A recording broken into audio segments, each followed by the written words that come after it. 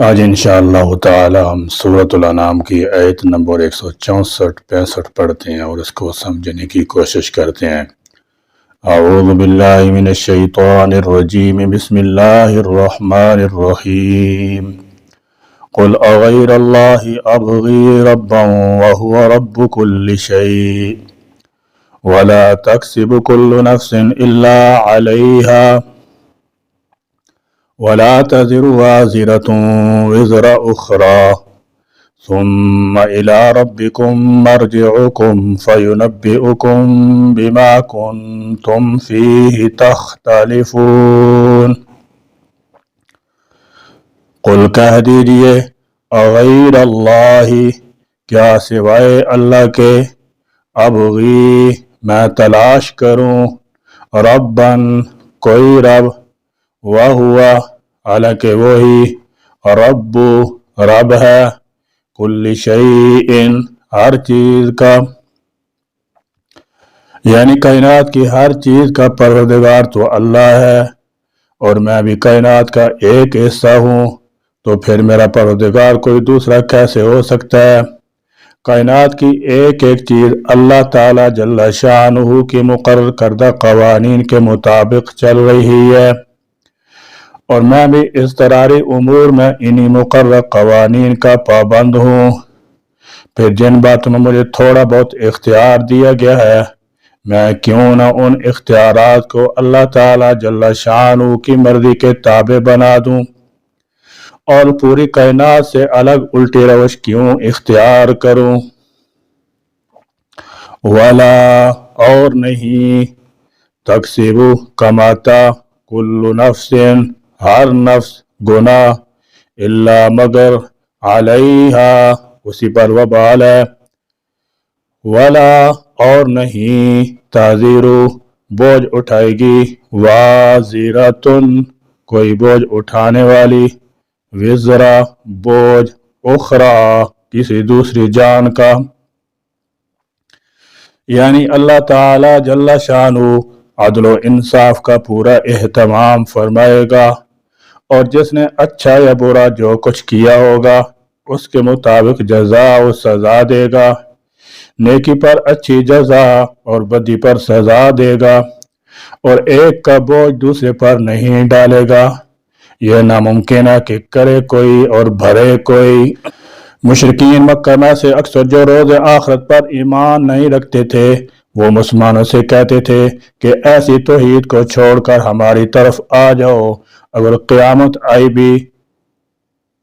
تو پھر تمہارے اس گناہ کا بوجھ ہم اٹھا لیں گے، ثم، پھر،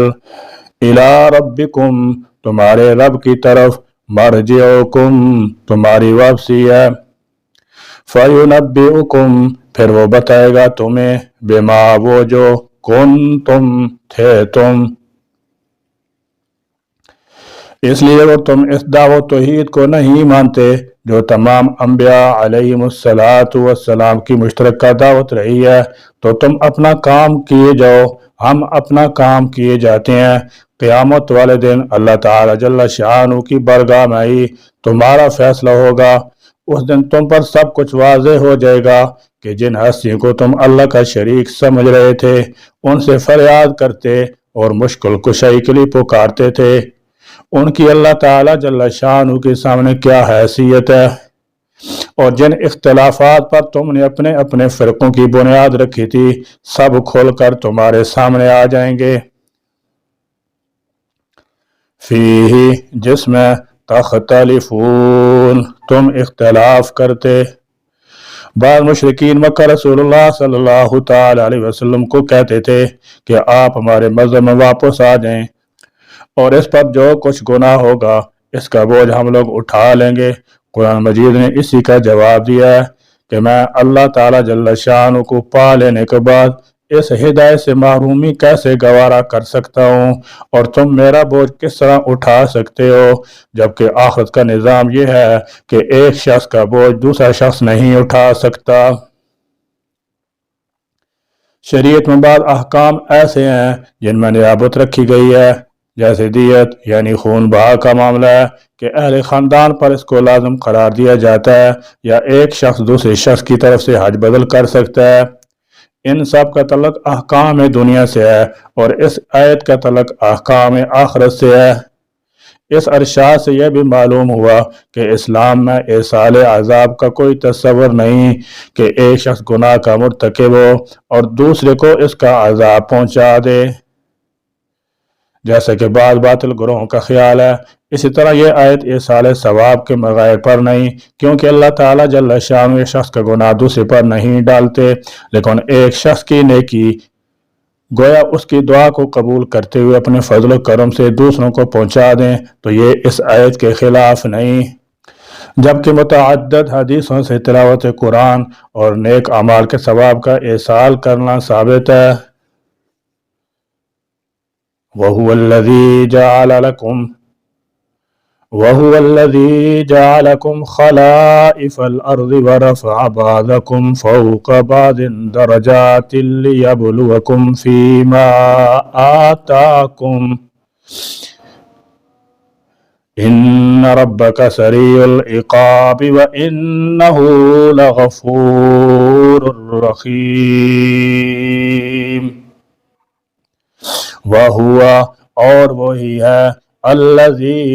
جس نے جعلکم بنایا تمہیں، خلائف جانشین، الارض زمین میں۔ خلیفہ کے معنی اصل میں ایسی چیز کے ہیں جو کسی اور چیز کے بعد آئی ہو، اس لیے حضرت ابوبکر رضی اللہ تعالی عنہ کو خلیفہ کہا جاتا تھا کہ رسول اللہ صلی اللہ تعالی علیہ وسلم کے بعد ان کی عمارت قائم ہوئی۔ اس روئے زمین میں پہلے جنات کو بسایا گیا تھا، ان کے بعد انسان بسائے گئے تھے، اور انسانوں کو اس قرۂ ارضی کے اقتدار و اختیار کی کنجی حوالے کی گئی، اس لیے اس کو خلیفۃ الارض کہا گیا۔ اور پھر ان کے درمیان نعمتوں اور صلاحیتوں جیسے دولت، صحت، ذہانت، اخلاق وغیرہ میں فرق رکھا گیا تاکہ ان کا امتحان ہو کہ وہ زمین کے اقتدار پا کر یہاں اللہ کا حکم نفذ کرتا ہے یا اپنی خواہشات پر چلتا ہے۔ جو لوگ اللہ تعالیٰ جل شانہ کی نعمتوں میں فائق ہیں، ان میں شکر کا جذبہ پیدا ہوتا ہے یا تکبر آ جاتا ہے، اور جو لوگ اللہ تعالیٰ جل شانہ کی نعمتوں سے کم نوازے گئے ہیں، وہ صبر و قناعت سے کام لیتے ہیں یا بے صبری سے۔ پھر جن لوگوں کا جیسا معاملہ ہوگا اسی کے مطابق اللہ کے یہاں جزا و سزا کی صورتحال پیش آئے گی۔ وَرَفَعَ اور بلند کیا، بعضکم تمہارے بعض کو، فوق اوپر، بعض کے، درجات میں، لیبلوکم تاکہ وہ آزمائے تمہیں، فیما ان نعمتوں میں جو آتاکم اس نے تمہیں دی، یعنی فقر و غنا، علم و جہل، صحت اور بیماری، جس کو جو کچھ دیا ہے اسی میں اس کی آزمائش ہے، یعنی کوئی امیر ہے، کوئی غریب، کوئی عالم ہے، کوئی جاہل، کوئی عقل مند ہے، کوئی بیوقوف، کسی میں قوت کار کی استعداد زیادہ ہے، کسی میں کم، جسمانی لحاظ سے کوئی مضبوط ہے اور طاقتور اور کوئی کمزور و نحیف۔ غرض اس دنیا میں انسانوں کے درجات میں تفاوت کے بے شمار پہلو ہیں، ان تفاوت درجات سے دنیا کا نظام قائم رہ سکتا ہے، اور اس دنیا میں ہر انسان کا امتحان اس کی اپنی استعداد کے مطابق ہی ہوتا ہے۔ جو خوبی اللہ تعالیٰ جل شانہ نے کسی کو دے رکھی ہے اسی میں اس کا امتحان ہوگا۔ امیر کی آزمائش یہ ہے کہ وہ اللہ کا شکر ادا کرتا ہے یا نہیں، دوسرے کے جو مالی حقوق اس پر عائد ہوتے ہیں وہ ادا کرتا ہے یا نہیں، اگر غریب ہے تو صبر و قناعت سے کام لیتا ہے یا جزا فضا شروع کر دیتا ہے، اور اس حال میں بھی اللہ کا شکر ادا کرتا ہے یا نہیں، اور عالم کیا بعمل بھی ہے یا نہیں، اور اپنے علم سے کیا دوسروں کو مستفید کرتا ہے اور دوسروں کو بھی سکھاتا ہے یا نہیں، یعنی علم کی بنا پر اس پر جو ذمہ داریاں عائد ہوتی ہیں وہ ادا کرتا ہے یا نہیں، اگر کوئی حاکم ہے تو اپنی رعایا سے کیسا سلوک کرتا ہے، اگر رعایا کا فرد ہے تو اپنے احکام کی کس قدر اطاعت کرتا ہے۔ غرض ہر انسان کا اس دنیا میں ایک خاص مقام ہے، خاص کا درجہ اونچا یا نیچا، اور اس مقام پر ہی اس کے حسب حال اس دنیا میں آزمائش ہو رہی ہے۔ اگر وہ اس امتحان میں ناکام رہتا ہے تو اللہ جلدی اسی سزا دینے پر قدرت رکھتا ہے، اور اگر وہ فرما بردار ہے لیکن اس سے کوتاہیاں ہو گئی ہیں تو اللہ بخش دینے والا ہے، اور اگر اس امتحان میں کامیاب رہا ہے تو اللہ تعالیٰ جل شان اس کے حق میں بہت مہربان ہے، اسے دنیا میں بھی عزت بخشے گا اور آخرت میں بھی اپنے انعامات سے نوازے گا۔ ان بے شک ربو کا آپ کا رب سریع جلد دینے والا ہے، العقاب سزا، وَإِنَّهُ اور بے شک وہ لغفور البتہ بہت بخشنے والا ہے، رحیم بہت رحم کرنے والا ہے۔ یہ آیت اس سورہ کا تتمہ ہے جس میں بنی نوع انسان پر یہ واضح کیا گیا ہے کہ اس کائنات میں اس کی کیا حیثیت ہے اور کس مقصد کے لیے اسے پیدا کیا گیا ہے۔ ایک ایسی صورت جو کائنات کا مجموعہ ہے۔ سورۃ الانعام کا موضوع از اول تاخر عقیدہ توحید کا بیان ہے۔ یہ نفس انسانی کو ملکوت السماوات والارض کی سیر کراتی ہے، ظلمت و نور کے نظارے دکھاتی ہے، قرات و سماوی یعنی سورج چاند اور ستاروں کی نگرانی کراتی ہے، بساتین و فواکہ کو پیش کرتی ہے، باغوں اور کھیتوں کو سیراب کرنے والے پانی کا ذکر کرتی ہے، پچھلی قوم کے عذاب کے نظارے دکھاتی ہے اور ان کے کھنڈرات اور باقی رہ جانے والے نشانات پر لے جا کر کھڑا کرتی ہے۔ پھر وہ نفس انسانی کو خشکی اور تری کے ظلمات کا نظارہ کراتی ہے، غیب کے کچھ اسرار بتاتی ہے، زندوں کا مردوں سے اور مردوں کا زندوں سے نکلنا بیان کرتی ہے، زمین کی تاریکیوں میں چھپے ہوئے دانے کا اگنا اور نشو و نما پیش کرتی ہے، رحم کی تاریکیوں میں نطفے کا استقرار اور پھر اس کی مختلف حالتیں بتاتی ہے، پھر جنوں انس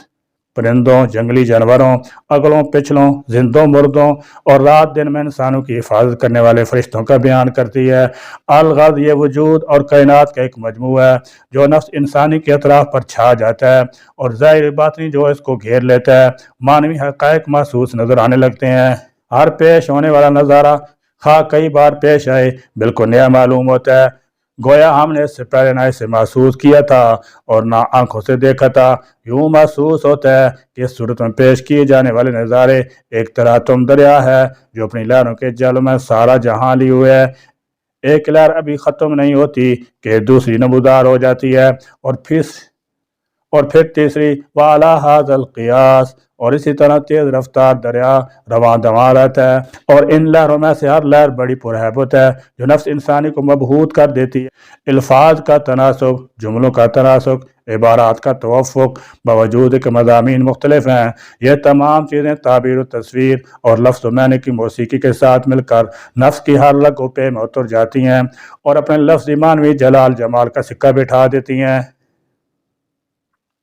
یا اللہ اپنی نعمتوں کا ہم کو حقیقی شکر گزار بندہ بنا کر زندہ رکھیے، اور جس حال میں اپنے مولا کریم آپ ہم کو رکھیں اس پر صبر و شکر کی توفیق عطا فرما دیجیے۔ یا اللہ اپنی ذات و صفات کی سچی اور پکی توحید معرفت ہم کو نصیب فرما دیجیے، اور اپنے رسول پاک کا سچا امتی بن کر زندہ رہنا اور اسی پر مرنا نصیب فرما دیجیے۔ یا اللہ دنیا میں اہل حق بنا کر رکھیے اور آخرت میں اپنی مغفرت رحمت سے سرفراز فرما دیجیے۔ یا اللہ ہم ایمان کے کمزور ہیں، ہم ابتلا اور آزمائش کی سکت نہیں رکھتے، ہماری اس معاملہ میں مدد فرما دیجیے اور ہمیں اس دنیا سے سلامتی ایمان اسلام کے ساتھ کوچ کرنا اور آپ کے پاس پہنچنا نصیب فرما دیجیے۔ آمین یا رب العالمین، وآخر دعوانا ان الحمد للہ رب العالمین۔